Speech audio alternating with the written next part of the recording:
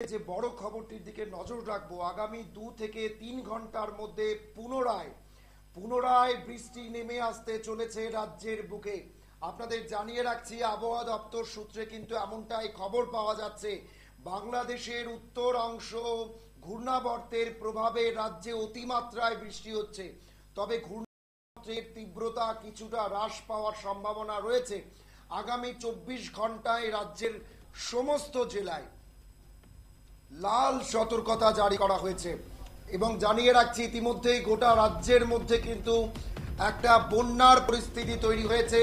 গোটা রাজ্যের একাধিক জায়গায় মানুষ কিন্তু সাধারণ মানুষরা অনেকেই নিজেদের বাড়িতে আটকা পড়েছেন এবং এখনো পর্যন্ত যা খবর, প্রায় 30,000-এর উপর মানুষ কিন্তু ত্রাণ শিবিরে আশ্রয় নিয়েছে।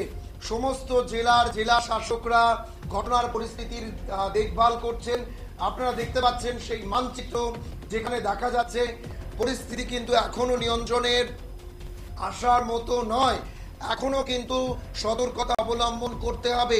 আগামী 2 থেকে 3 ঘন্টার মধ্যে পুনরায় রাজ্যে বৃষ্টিপাতের সম্ভাবনা রয়েছে।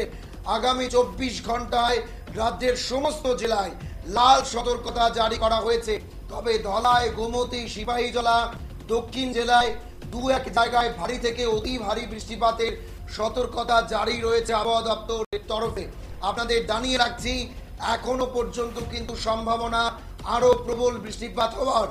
এখন খানিকটা বৃষ্টি কমলেও আগামী 2 থেকে 3 ঘন্টার মধ্যে পুনরায় বৃষ্টিপাতের সম্ভাবনার কথা জানিয়েছে আবহাওয়া দপ্তর। আগামী 24 ঘন্টায় রাজ্যের সমস্ত জেলায় লাল সতর্কতা জারি করা হয়েছে।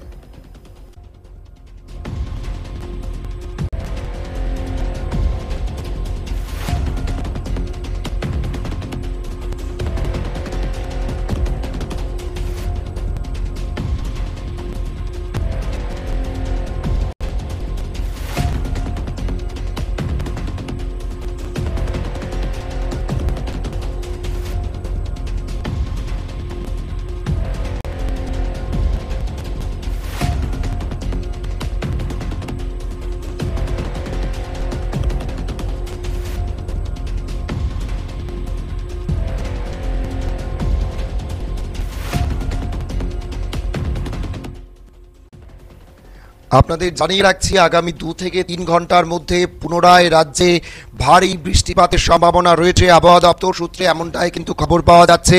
বাংলাদেশের উত্তর পূর্ব অংশে ঘূর্ণাবর্তের প্রভাবে রাজ্যে অতিমাত্রায় বৃষ্টিপাত হচ্ছে, তবে ঘূর্ণাবর্তের তীব্রতা কিছুটা হ্রাস পাওয়ার সম্ভাবনা রয়েছে। আগামী 24 ঘন্টায় রাজ্যের সমস্ত জেলায় লাল সতর্কতা জারি করা হয়েছে। ধলাই, গোমতী, সিপাহীজলা, দক্ষিণ জেলার 2-1 জায়গায় ভারী থেকে অতি ভারী বৃষ্টিপাতের সতর্কতা জারি করেছে আবহাওয়া দপ্তর। এবং এই মুহূর্তে যে খবর আমরা পাচ্ছি, আগামী 2 থেকে 3 ঘন্টার মধ্যে পুনরায় বৃষ্টিপাতের খবর কিন্তু দিচ্ছে আবহাওয়া দপ্তর। প্রত্যেককে সতর্ক সচেতন থাকার আহ্বান করা হচ্ছে।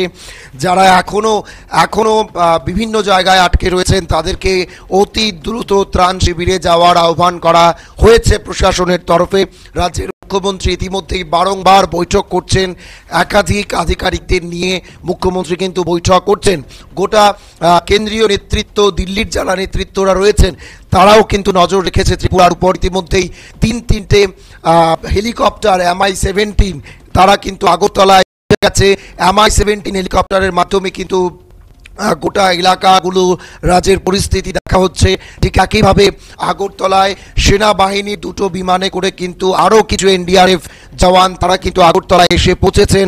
তাদেরকে কিন্তু পাঠানো হয়েছে ত্রাণ শিবিরগুলো এবং বিশেষ করে যেখানে যেখানে বন্যা কবলিত অঞ্চল রয়েছে। আর যা আমরা খবর পাচ্ছি, ঘূর্ণাবর্তের তীব্রতা কিন্তু আরও বাড়ার সম্ভাবনা রয়েছে। আগামী 24 ঘন্টায় রাজ্যের সমস্ত জেলায় সতর্কতা জারি করা হয়েছে।